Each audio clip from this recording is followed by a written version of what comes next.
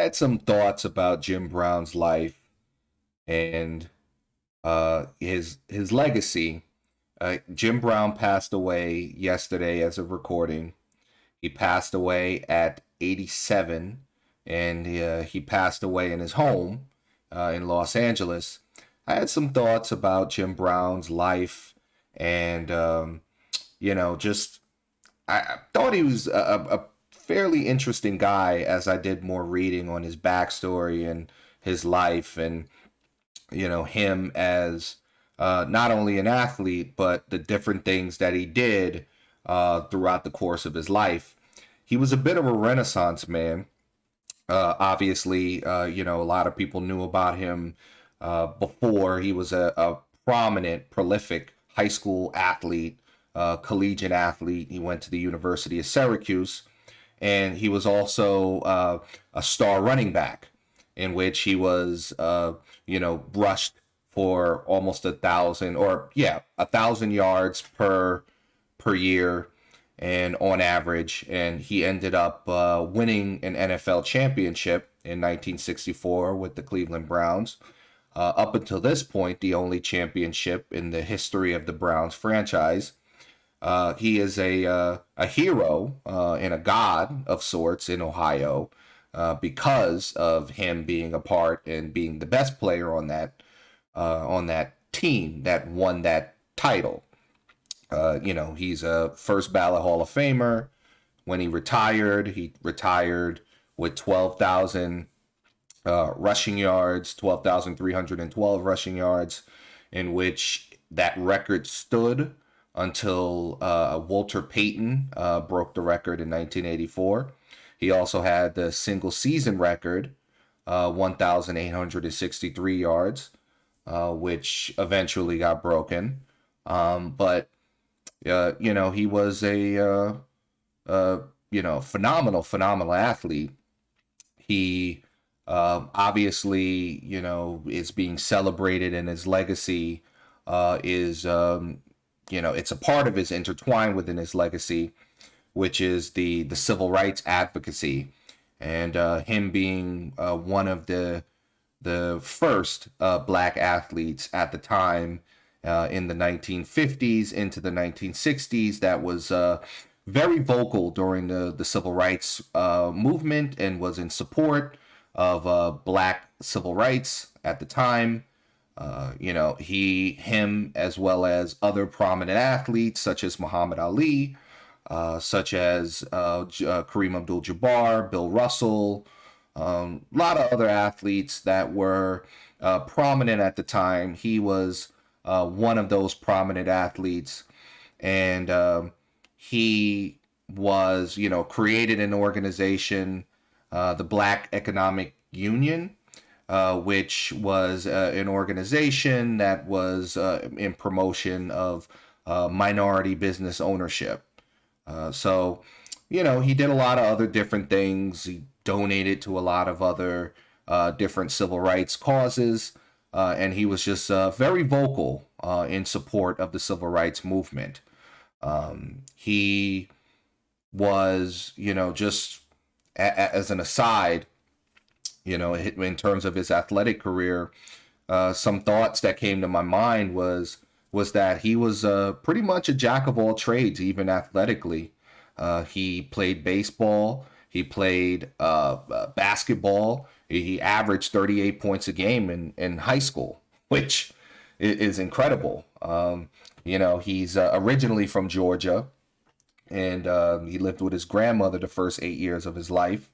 He went up to Long Island to live with his mother and father, and he pretty much his legacy, his athletic legacy started from a very young age. He was a blue chipper, athletically. He was he played multiple positions in football, so he wasn't just a running back.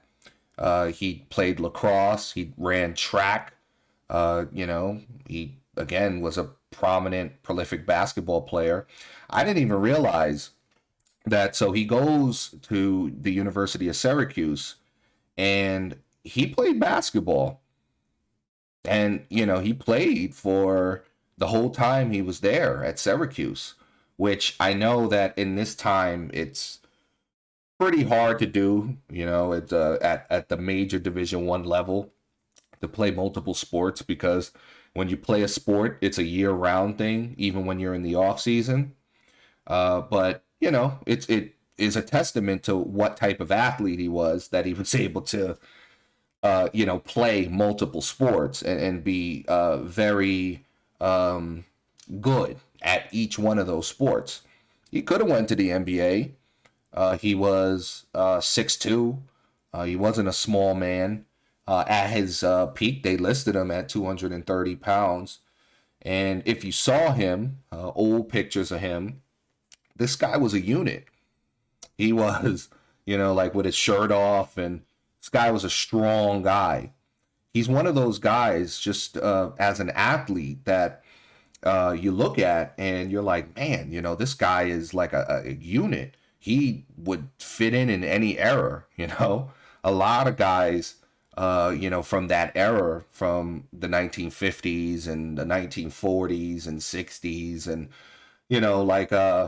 they don't look as impressive, like as an athlete. And, in a lot of those cases, a lot of this, of course, has to do with like better nutrition and, more information. Sports science wasn't really a thing back then. Guys didn't really train all year round. Sports were in a different position than it is now, which is big money, big business.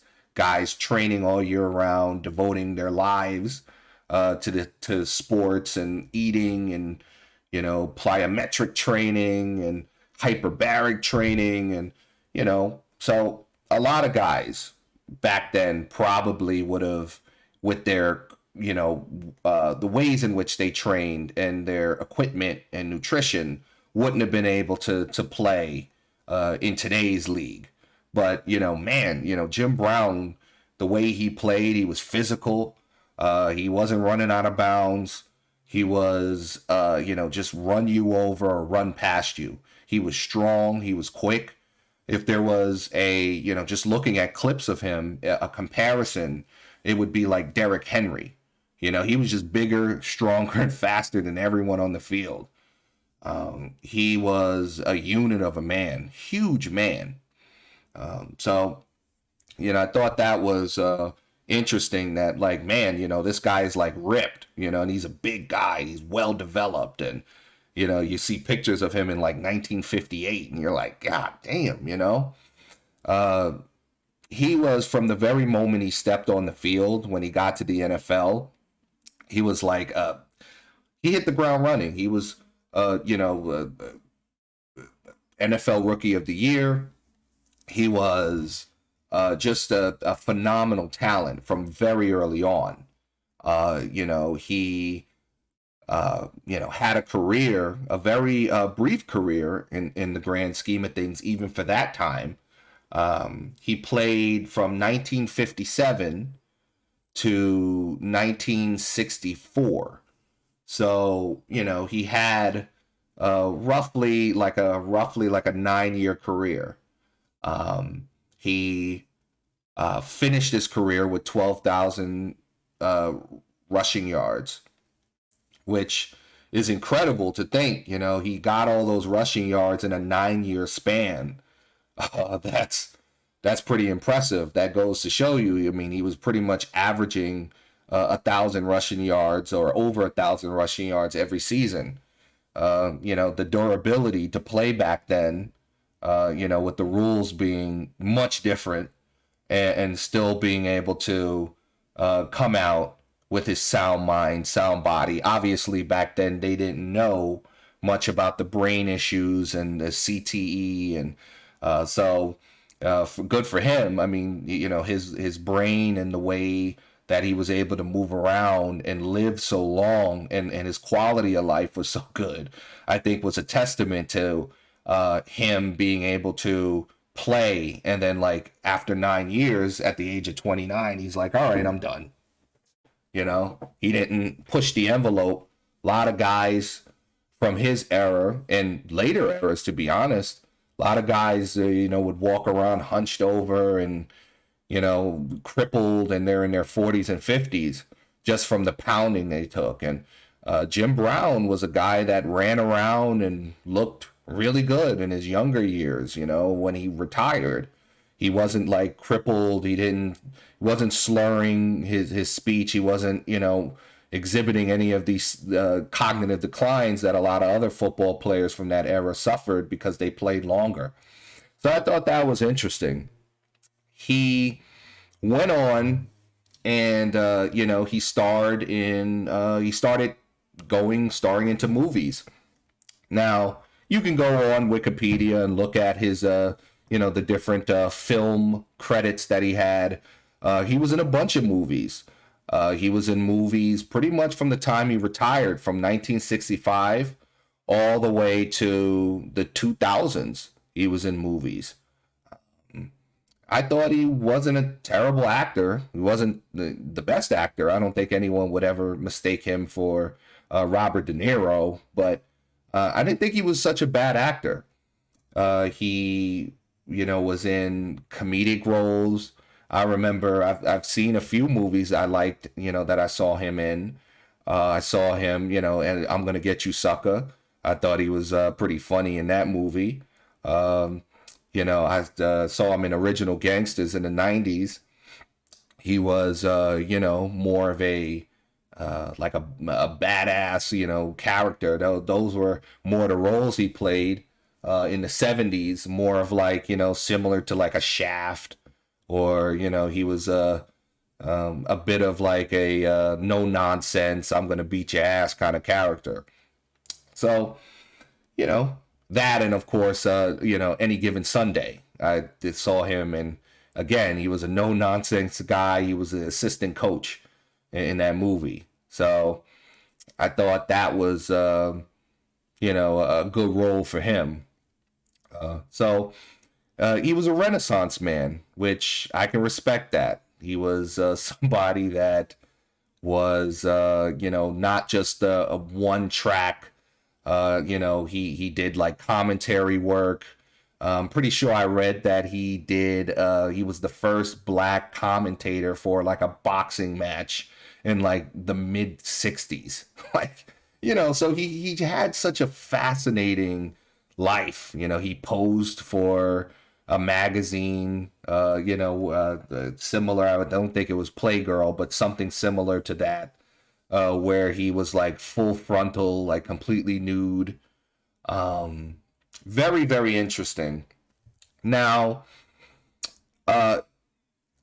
with all of that being said, he also had a lot of different controversies throughout his life, which I didn't know much about. I know that when people die, these things don't get talked very much about because it's looked at or viewed by most people as being in bad taste. But I do think it's an important factor when looking at someone's legacy. I think it's important to look at it at things in its totality.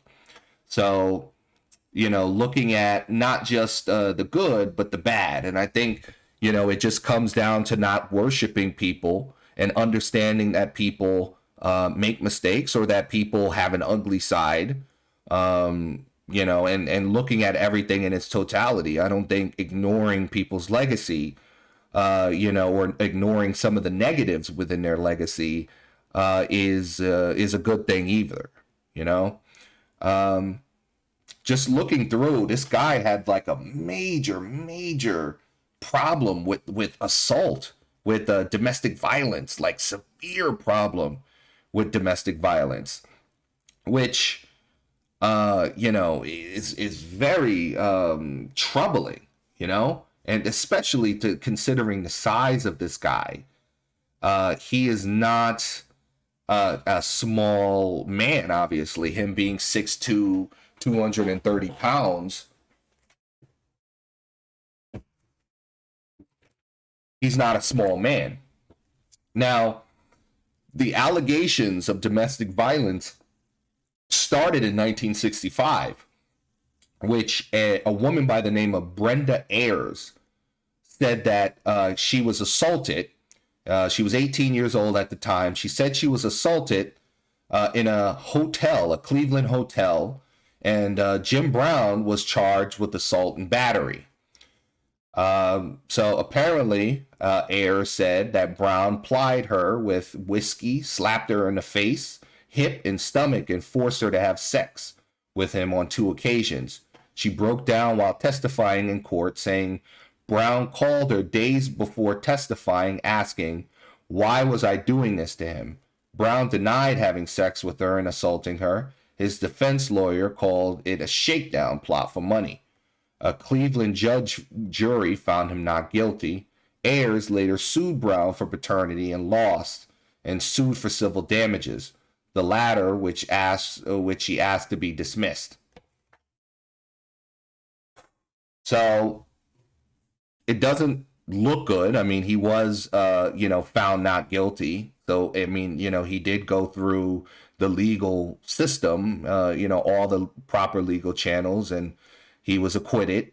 But it wasn't the one and only time that he was implicated or alleged to have committed domestic violence. Looking at his history, I would be likely to believe the 1965 story that he did actually commit the acts that he committed, even though he was acquitted. In 68, a neighbor of Jim Brown in Hollywood heard an argument and called the police. When they arrived, they found Brown's then girlfriend, Eva Bon-Chin, she was 22 at the time, semi-conscious beneath the balcony of Brown's second-floor apartment. Brown was charged with assault with intent to commit murder, felony battery on a police officer, and obstructing justice. So, this was another situation where the cop came to tend to the woman and he assaulted the cop. So, of course, he denied this. He was charged, and he ended up, I think eventually, I don't know if he was acquitted. I don't know what came of it. But there was another situation he had in 71, another incident in which he was alleged to have beaten 2 women, Claudia Ann Lamari and Carol Virginia Williams, both 22 at the time, out of his apartment down a flight of stairs because they refused to perform a sex act together. So, again, another situation where he's throwing a woman like down steps or off balconies, and not good, right? In 85, he was charged with raping and assaulting a 33-year-old woman in his home. The woman testified in court that she was friends with Brown, who invited over to his home one day, but then she tried to leave and he beat her, then raped her with the help of his then girlfriend, Carol Moses. Moses told a grand jury that she got into a physical fight with the woman, who clearly had been beaten, after the woman made a lesbian advance towards her, and that Brown had tried to break up the fight. The Los Angeles Times reported, Brown told reporters, "This is ridiculous. Everybody is lying." The charges were dismissed by a judge, according to reports, due to inconsistency testimony with changes in details such as whether Brown fully or partially penetrated her and whether he had tied her hands, forcibly held them. Research done since has shown that rape, like other traumatic events, takes a toll on a person's memory, especially their memories of the event itself. This is why police now are advised to handle the interviews in sexual assault cases differently than other crimes. We have a societal expectation that both the victim of the crime and any witnesses to the crime ought to be able to remember the perfect clarity exactly what happened, the psychologist Rebecca Campbell told the Washington Post. So again, it's always important to understand that, just because somebody's recollection after, if they're alleging rape or sexual assault, is off, doesn't mean that they're lying. It's traumatic situations can definitely affect your mind, repressed memories. And of course, we're talking about a time, especially his accusations in the 1960s and the 70s, where, sexual assault and rape and all of these things weren't exactly taken very seriously. And although Jim Brown was a black man, he was also a wealthy man. So, he was able to, have more power than the average black man, in terms of like getting off and getting away, having the best attorneys, and just, due to his reputation, being able to have these charges, dropped. Now, there was also another incident in 86, another one where he was alleged to have assaulted his live-in girlfriend, Deborah Clark, 22 years old. And another thing that you notice about all of this is that, all of these women are so young, 18, 19, 21, 22 years old, that he's dealing with. And it's like at this point, Jim Brown, he's born in 37. This is 86. So we're talking, he's almost 50 at this point. So, again, 22, you're an adult, but I do think it's important when you see a trend like that. It is a bit odd that he kept getting with these young girls. I would be more likely to believe he was assaulting them because, again, and rape, and all of the things he was alleged to have done, because that is a common tendency for guys that are abusive. They try to find young girls to, because these young girls aren't as experienced and seasoned and maybe less likely to go to the police or have like resources to get away from the situation. So in 1989, he wrote a memoir, Out of Bounds, called Out of Bounds. And in the book, he said that, the original, his ex-girlfriend, the one that he allegedly threw from a balcony, Bon Chin, fell from the balcony and they had a minor domestic dispute, which, it doesn't sound too convincing. Like, I don't even know why you would even put that in there if your intention is to clear your name. He did admit to slapping women, including Bon Chin, in the book. So, he did admit that, I definitely had a problem putting my hands on women. In 99, so this is Jim Brown, well into, he's pretty much into his 60s at this point. He would have been about, 62 at this point. So he's charged with 2 misdemeanors after making terroristic threats against his wife, vandalism after his wife, which, is currently his widow. That's the woman that he's with now, or, up until his death. Monique Brown, she called 911. The officer arrived on the scene and testified Brown's wife, Monique, looking nervous and shaken, like she had been crying. Monique said that she and her husband got into a verbal fight after she confronted him about his cheating. At one point, she said he told her he was going to kill her by snapping her neck. Brown went into the garage. Monique Brown did. Jim Brown followed her, picked up a shovel, and began attacking her car, leaving dents and breaking the windshield. The officer told the court she went to the neighbors and called 911. During the trial, Monique Brown recanted her statements to the police and said that she told 911 was misinterpreted. A jury found Brown guilty of vandalism for smashing the car with the shovel. He was sentenced to 3 years probation, 1 year of domestic violence counseling, and 40 years of work on a crew, or 400 hours of community service.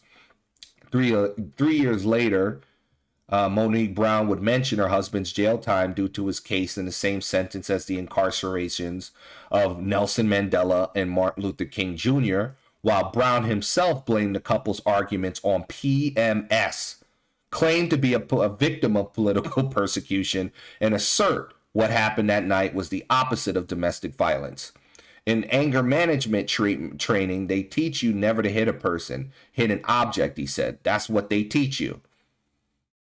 Okay, well, when anger management treatment, and I know this because I'm a mental health clinician by like profession, uh, I can assure you that anger management treatment is not hitting and breaking someone's car in a fit of rage. Anger management treatment tells you, maybe hit a punching bag, or maybe if you're needing to hit something in which you can't like damage or break something of someone else's.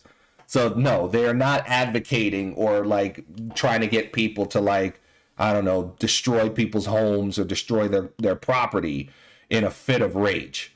So it's very disingenuous. But yeah, it's absolutely disgusting that his wife would go on and compare the incarceration of Nelson Mandela for fighting for racial equality and during apartheid, and Martin Luther King, same thing during the civil rights movement, and your husband that has a long history of putting his hands on women and admitted in his book that he beat women, that he slapped women. So it is a very disgusting thing for that defense to come out. It was pretty much it, in terms of like any other situations, domestic situations that were reported on. He definitely had a long and just awful life in his personal life. He seemed like a guy that was very angry, someone who couldn't control his anger, and probably something that made him such a great football player, his anger and his aggression, and him not being able to turn that off, and him just beating the shit out of all of the women that he, or most of the women that he had been dealing with, been dating and married to, and it's just really horrible. I didn't know that. It is definitely something very, very concerning. Now, Jim Brown is somebody, like I said, that he was a guy who was very prominent during the civil rights movement. He was someone who was outspoken, and he's somebody that was a proponent of black capitalism. This idea that the ways in which to liberate black people were not like anti-capitalist advocacy, a la the Black Panther Party, but more so just becoming more entrenched within the capitalist systems that are already in place. And the ways in which black people can rise is through through capitalist advocacy. So he had founded the Amera I Can Foundation, and of course he had the other organization that was for organizations for businesses, the Black Economic Union, which was to promote economic opportunities. So he was somebody that definitely was a hero in the sense that he spoke up at a time where, for one, he didn't have to speak up, but for two, black people, you were putting yourself out there. This was not a time in which, it was very popular to speak out about these things, and you could get hurt, you can get firebombed, you can get lynched. This was like a very, very difficult time to speak up about these things, and he did. He stated in a 1968 Ebony interview, quote, we've got to stop wasting all our energy and money marching and picketing and going going things like camping down in Washington on a poor people's campaign. We've got to get off the emotional stuff and do something that will bring about real change. We've got to have industries and commercial enterprises and build our own sustaining economic base. Then we can face white folks man to man and we can deal. So I think it is a very illuminating thing just in terms of his political advocacy and what he ended up supporting later on in his life, and him being outspoken against Colin Kaepernick, and being outspoken against the modern BLM movement or any of the movements that were currently in place. A lot of times people go on and they think of like the entire advocacy of the civil rights movement and Martin Luther King and Malcolm X and Muhammad Ali and Bill Russell and Kareem Abdul-Jabbar, and all of these people were like in on like the same thing and had the same viewpoint on like ways to liberate the black community or ways to proceed. But that can't be further from the truth. There was vast variance in perspectives. So in the case of Jim Brown, with his support for black capitalism, he felt that the civil rights, the marching, the boycotts, all of these things were not like effective, and that black people should just like work on being like better capitalists and to achieve wealth comparable to white people, so that now white people can look at black people as equals, which again, it is a bit myopic considering the fact that, Jim Brown, the time in which he lived in, black folks couldn't get loans. So like, black people weren't able to get loans. Black people weren't able to benefit from the GI Bill or, any of the GI benefits, the VA loan. A lot of black folks were barred from moving into certain neighborhoods and were like pretty much cardoned into like more rundown neighborhoods. So like even from his perspective about like black capitalism, which is more of a conservative position on addressing black inequality, it is a very dumb thing to think that, oh well, actually what we need is like, I don't know, more black businesses, and we need like more black entrepreneurship, when it's like, I'm sorry, like what banks are, lending out is not like black people, for obvious reasons, for systemic reasons, haven't been able to acquire wealth. We need to work on like getting through to these power systems and addressing this governmentally, and not just like, oh, well, black people need to work harder, So, I did definitely find it interesting. He went on and, he was very, very critical of Colin Kaepernick. He was critical of the idea of kneeling during the national anthem. He was very critical of the BLM movement currently, which again, it makes a lot of sense. His positions were more conservative. He wasn't Thomas Sowell, which he was like completely on the other, completely more on the right wing end of the spectrum. But Jim Brown was not like some big time progressive, like egalitarian, like Martin Luther King was, or like, prominent members, Hampton and all these prominent members of the Black Panther Party. He was a fairly conservative dude. He was, definitely more in the vein of like, black people need to get yourself together and pull your pants up, and black people need to act better. And, instead of like, the other advocacy or addressing more of the systemic reasons as to why these things come about, It was more of like the traditional, you heard this with Bill Cosby and other old black people, where they talk more about like, personal responsibility and, black mothers need to do this and black fathers need to do this and black children need to stop listening to that hippity hop. But, it is important to understand that Jim Brown was never like an egalitarian or some left-leaning guy, just because he was in support of black liberation. So that's important, an important thing to understand.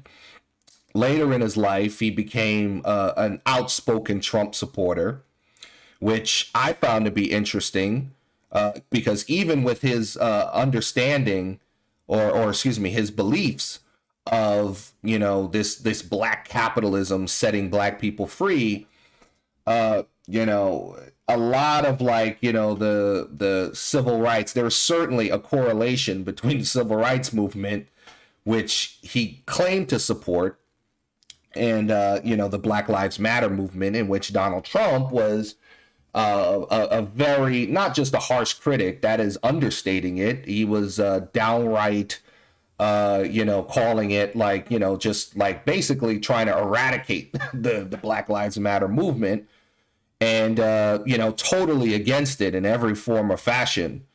So I did find it funny that the narrative now of like him being this civil rights hero, but again, I guess it makes sense in the grand scheme of things. If he was like also very critical of the concept of protest and the concept of boycott and raising awareness, and was he really in favor of the BLM, or excuse me, the civil rights movement, or was it just he wanted like black liberation because he was a black man himself, but like everything that made the civil rights movement he was against?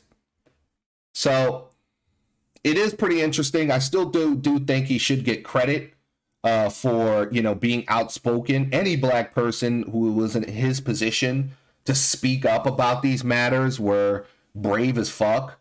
It's just not easy to speak on these issues. That's why I like LeBron so much, because it's not easy to speak on these issues, because you stand to lose money, you stand to lose support, and even him as a black man in the 1960s, he was one of the most famous athletes in the entire country, and he still had a lot of like power and money, and he didn't have to speak up.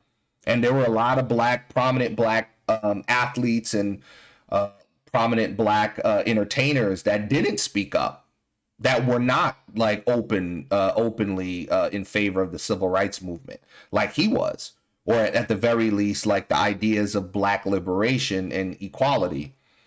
So that deserves some praise, but definitely his life was a complex life.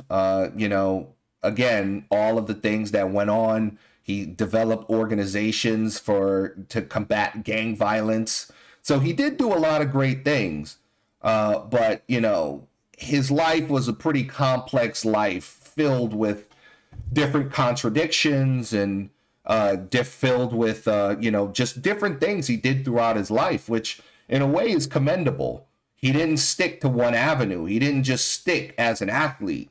He did so many different things throughout his life, and I think that should be commended. But with all that being said, rest in peace, Jim Brown. What a complex life that he lived.